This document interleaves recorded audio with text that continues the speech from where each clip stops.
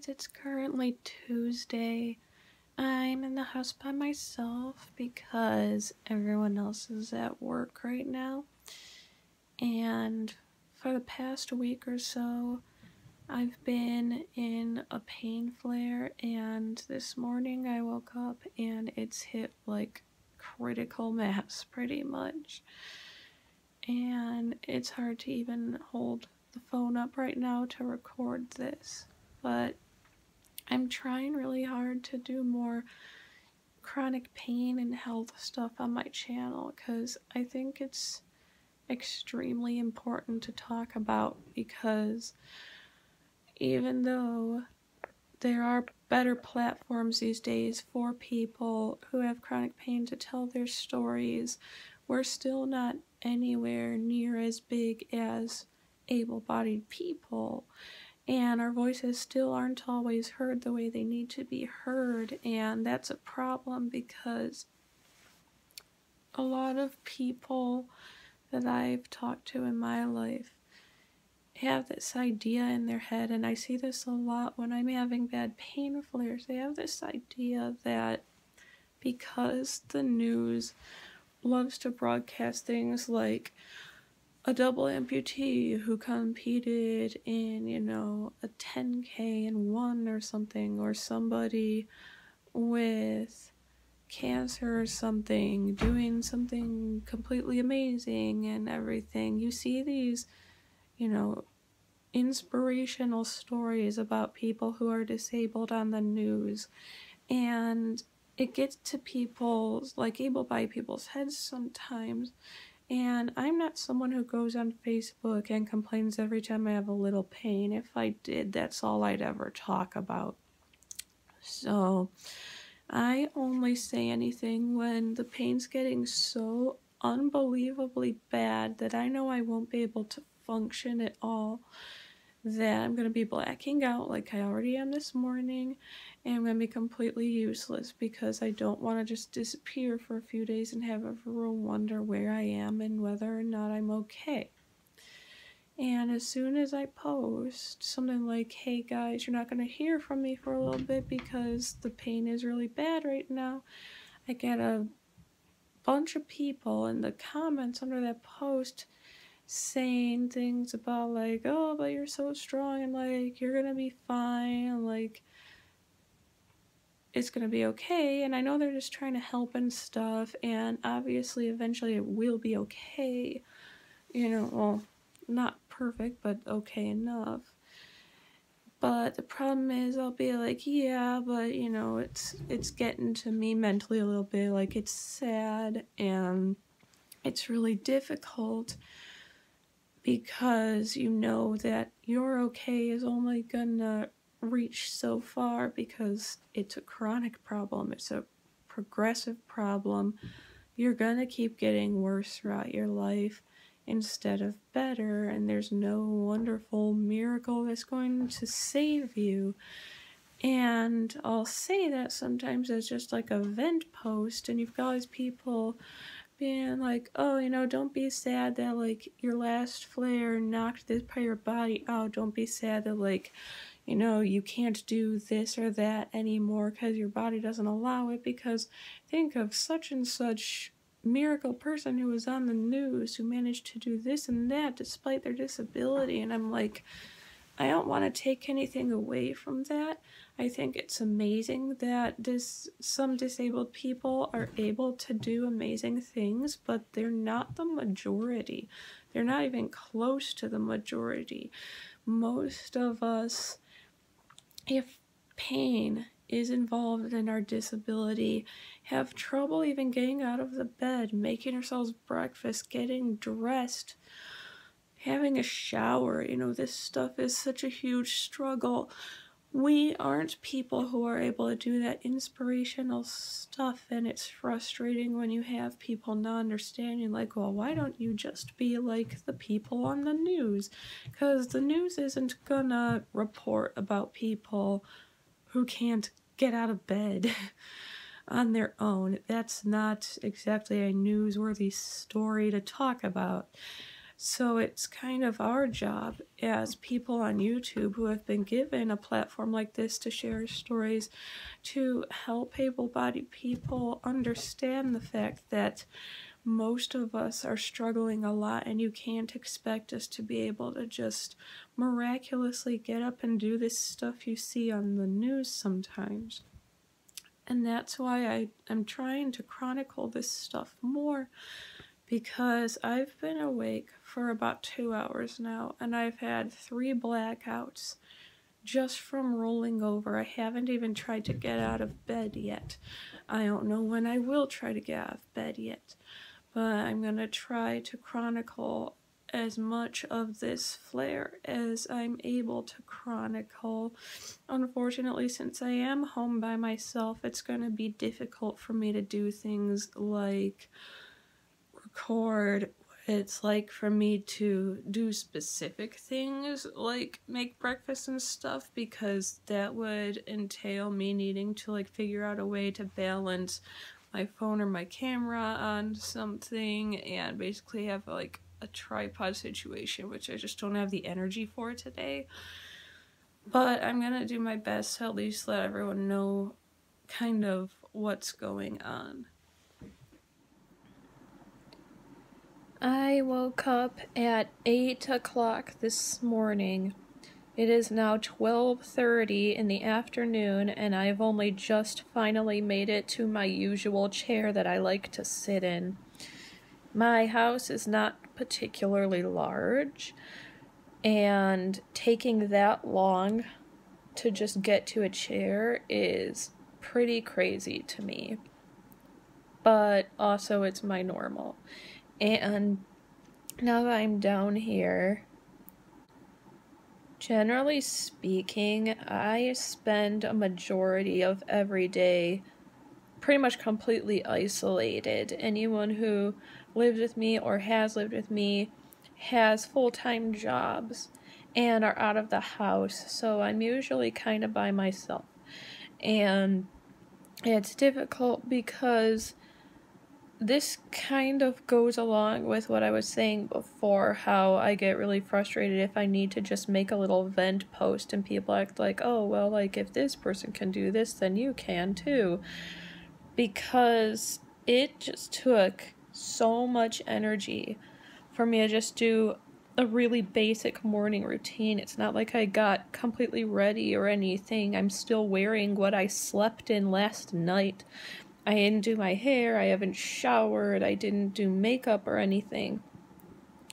It took me from 8 o'clock until 12:30 to sit upright and move myself from one room to the next. And the other thing that tends to get frustrating is, some of you may know, especially if you've met me in person, I have a power chair. I think people tend to hype up what a power chair can do in their mind a lot, and they seem to get kind of confused about the fact that, well, you've got a power chair, so how are you still doing that badly? Like, surely that's making things kind of better for you. It does make things easier for me, but it doesn't make things easy. I still have to wake up, get myself sitting in an upright position in the bed no matter how much pain I'm in by myself. I don't get to hold on to anyone. I don't have a bed frame. I don't have anyone grabbing my arms and pulling me. I have to figure out a way to do it on my own. Then I have to manage to transfer myself from the bed into that chair alone when I'm in pain. Get everything turned on, get myself to the next room, then transfer myself into a chair. And it's even worse if something happens like I was having a bad flare the night before and forgot to charge the battery and I don't have the chair, and I have to just kind of grab railings throughout the house and kind of hobble through, which can be incredibly dangerous for me because I'm not in a wheelchair 100% of the time. I am, generally speaking, when I'm out in public, because I really should be. I'm not always when I'm in my house, because not every room in my house is wheelchair friendly, and a lot of people struggle with that problem But one of those other lovely problems that comes with being an ill person, chronically ill and disabled, you're not exactly swimming in cash to just go buy whatever house you want and whatever upgrades for your house you want. But luckily, this is like the worst of like the stuff I have to do is just getting myself into this room, and that's done, so I don't have to worry about that anymore. But again, the other issue with being on your own the whole day like this, I have to constantly make sure that I'm awake because my body wants nothing more than to totally shut down on me and go to sleep so that I can heal faster. But the problem is, when I allow that to happen, I sleep the entire day and into the night. And that can happen for days and days at a time where I'm doing almost nothing but sleeping. And that's not very healthy. So I'm going to want to make sure, and you should make sure if you're in, a similar position to me, that you take care of yourself throughout the day. You can have little naps, but make sure that you set an alarm or something and make sure that you wake up from them after an hour or so. Don't try to do stuff on your own. Like, one of the things that just took up a lot of energy on my way to this room was getting a really big drink and any drinks I need for the day.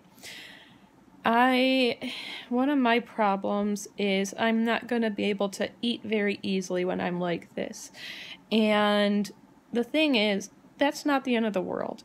If you can't eat for a few days, you're not going to die. Nothing horrible will happen to you. Your body will figure it out. But you do need to be drinking. You need to be drinking as often as possible because it's the only way you're going to be able to fight and stay healthy and okay and not have to go to the hospital. So you're going to want to drink a ton, as much as you possibly can. So make sure that, if you do live with someone, they've supplied you with enough drinks for the day. And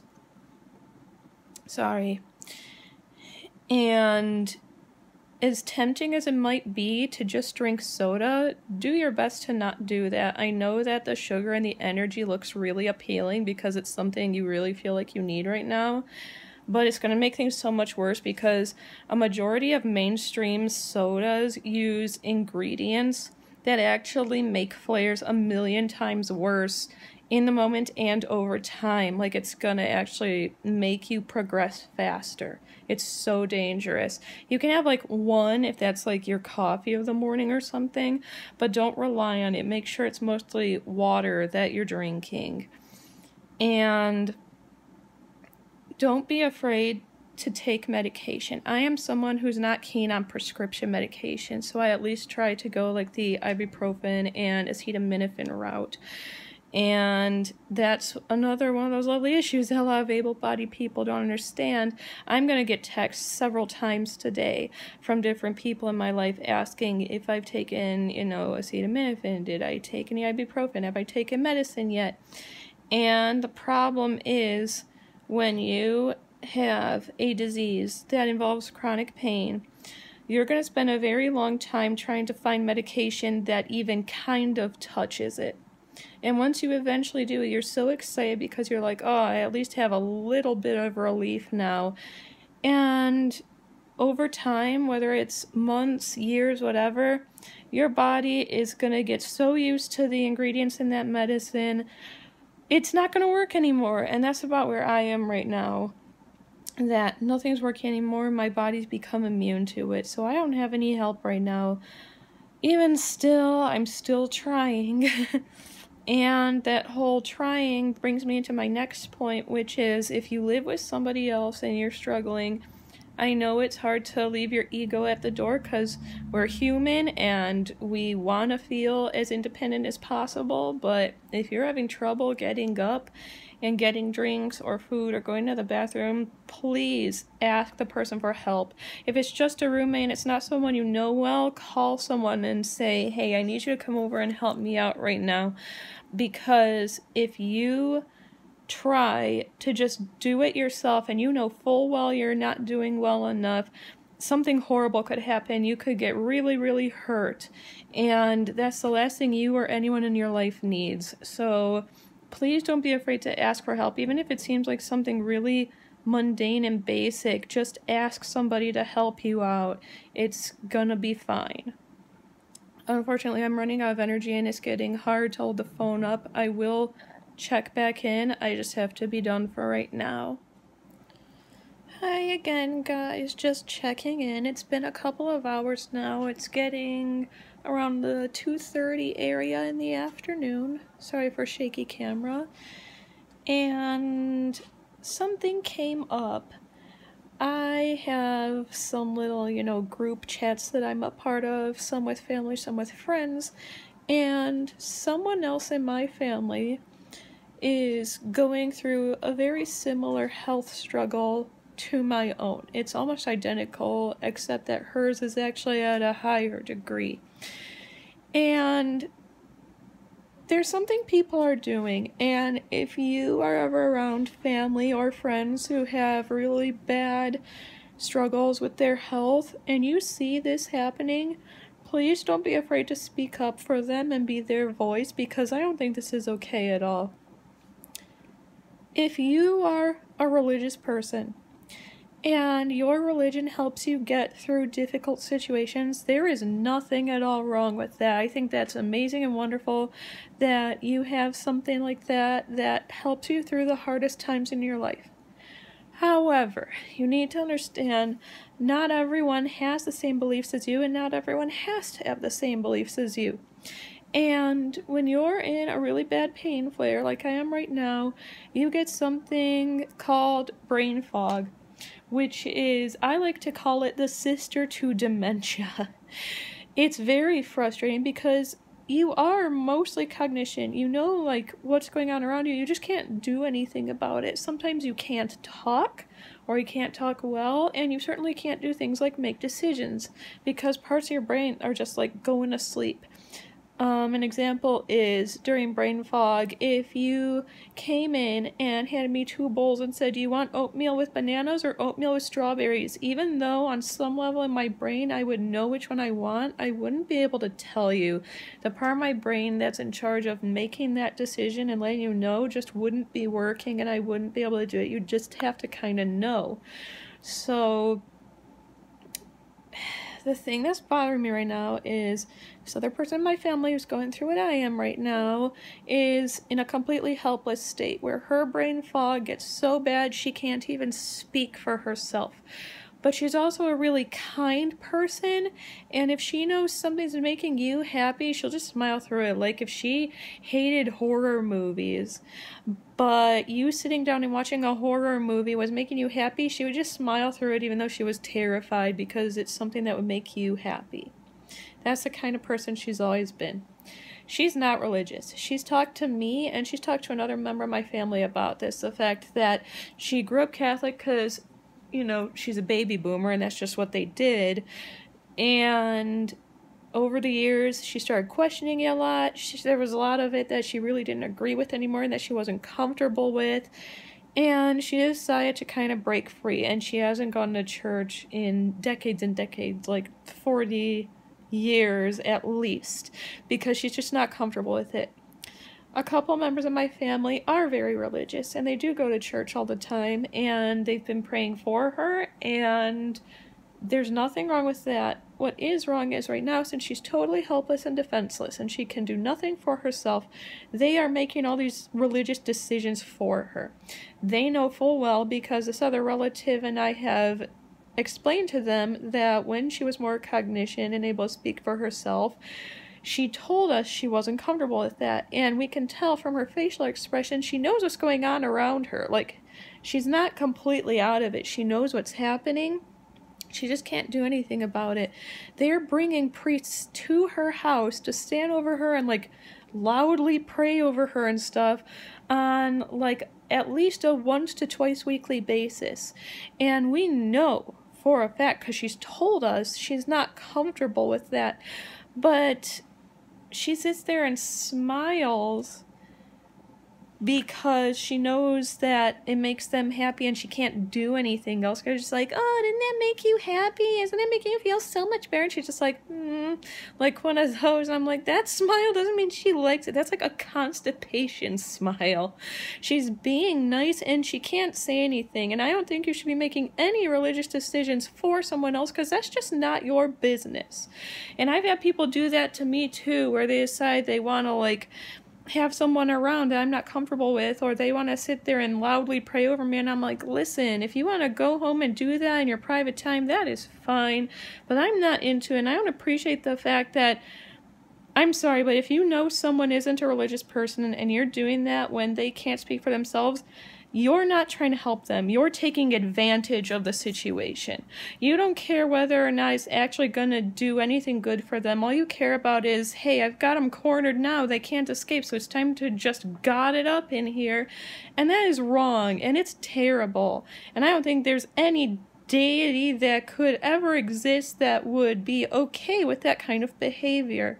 And unfortunately, since only 2 of us were confided in about this, and we're the only 2 that are not Catholic in the family, when we try to explain it, and we're polite about it, we're just like, hey, we just want to let you guys know, like, we understand that praying might be helping you, but she's told us on numerous occasions she's not comfortable with it, so could you do it in your own time and not do it around her because it makes her feel weird. And their response to that was to say they're going to give her a Catholic funeral and burial, that they're going to have more priests around her all the time and stuff, and basically treated us like crap, like we were these horrible, evil people because we didn't agree with them. And all of that's just not right. It's very upsetting. And if you see something like that happening and you know full well that the person that's kind of getting attacked wouldn't appreciate if they could speak for themselves, please speak up for them. Do whatever you can to fight for them. Even if it doesn't work, at least you know you tried. Hey guys, right now it's the evening after my last post. The second day of this diary entry, but about the 11th day of this flare. Today is a little more manic than yesterday was. I'll have brief moments where I'm able to get up and just get to the bathroom on my own or move into the kitchen to get a drink, and that's about it. Then I'm exhausted. And a few minutes ago, like right before I started filming this, I had a weird little problem where my heart wasn't like palpitating like a flutter. It just felt really heavy, like it was falling almost, this weird sinking feeling. And as the sinking feeling in my heart was happening, it was hard to breathe. I was like gasping for air and stuff, and my whole body just felt really, really weird and spastic. It was strange, and that happens a lot. Sorry, that happens a lot during my flares. And typically speaking, when that kind of thing starts to happen, because I have to suck up so much air to breathe, I end up getting those horrible, like, lung cramps you get, like, when you run too much in gym class. Yeah, that starts happening. It's real cute. Sorry. I'm trying to, like, record a little bit of when some of the pain is starting up, because this is what I'm talking about sometimes when I say that there isn't always a warning, that I'll be like mid-sentence and all of a sudden the pain starts, and that's what makes me so unreliable when I'm trying to work outside my house. That's why all of my work is freelance work. It's like drawing for people, writing for people, editing people's writing, doing witchcraft out of my house. That's all I can do because stuff like this happens. And that actually reminds me that earlier on my Instagram I posted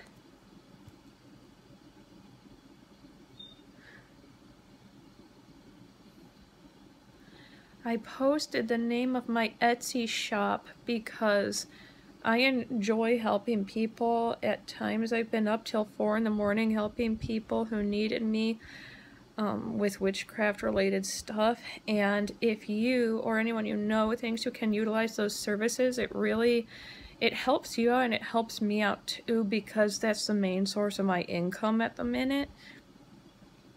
And I happily like stack things on top of each other. Like if I think you could use 3 spells, I only charge you for the one if I'm doing all of them at the same time and stuff. My next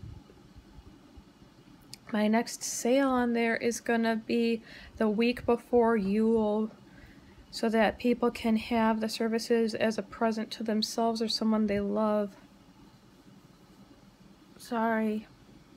I don't know why I apologize. I think it's because when I was growing up, I always felt like I was a huge burden when I had to cancel plans or I couldn't do something because of my pain, and a lot of people in my life made me kind of feel like I was a huge pain in the ass because I was in pain.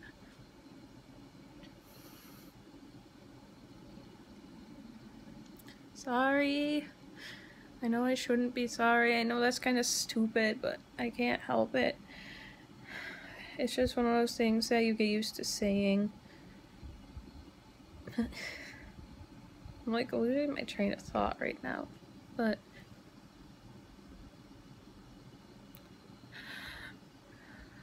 I think it's time to stop this entry for right now. Hi, Raji.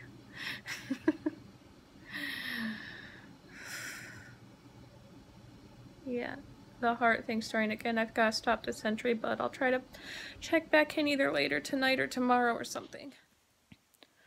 Hi there again, guys. Another check-in. For about 3 days, I was so unwell, I couldn't even film anything for you, and that wasn't fun. I had so much pain that even after taking the max dose of pain medication, it didn't even touch it. I was like literally blacking out and passing out in my chair because I was doing so badly. I was in so much pain. And a lot of the pain has finally subsided, thank goodness. It's not gone, but it's taking breaks in between at least. So I at least have a few minutes where I'm somewhat okay. The problem is it's so unpredictable. There isn't really any sign that it's coming back. I'll feel basically okay pain-wise, and just out of nowhere I'm socked with it again. So it's really confusing right now. Like right now I don't have a ton of pain. I have some, not a ton though. I'm okay enough that I can be left alone today, but at any moment something could happen. Something I am dealing with today is something I deal with a lot during flares that really sucks and I hate it, which is the fact that for whatever strange reason, I don't even know how to fully explain it. Basically, I'll be starving. I'll be really hungry, especially if like the day before I was in too much pain to get myself food. So I want food. I want to eat. I'm hungry. I get some food. I'll get like a salad or a soup or something. I'll take one bite and feel sick to my stomach, like I'm gonna throw up, and it's horrible. That's where a lot of me is today. I'm hungry. I want to just eat already, and I can't eat because it makes me feel sick. And it's just one of those vicious cycles where you're like, well, I have to eat. Sorry about the smoke detector. I need one of my roomies to change the batteries for me. Anyway, I need food to eat or I'll feel worse, but if I eat the food, I'll also feel worse. So one of those things. As I'm sure you can tell, my mood has definitely improved. As much as I would love to continue filming this chronic pain diary until the flare is completely over with, I don't think that's something I'll be able to do. I think this will be the last entry in this pain diary for a couple of reasons. One of them is that I just can't tell when it's going to be over. It's been too unpredictable and I don't know what's going to happen, so I can't really prepare for that. And the other reason is because of some family stuff that's going on right now that I don't really want to get too far into because it's really personal stuff. But yeah, I hope that this chronic pain diary helped teach some of you guys what it's like to live like this. As I've mentioned before in this video, and I think in my other chronic pain diary video, you're seeing some of the best moments of these pain flares. At my worst, I cannot turn a camera on or hold up a phone or anything like that. So even the stuff that looks really awful is still better than a lot of it that you see. But as always, do something that makes you happy today, no matter what anyone else thinks about it, and I'll see all of you again soon.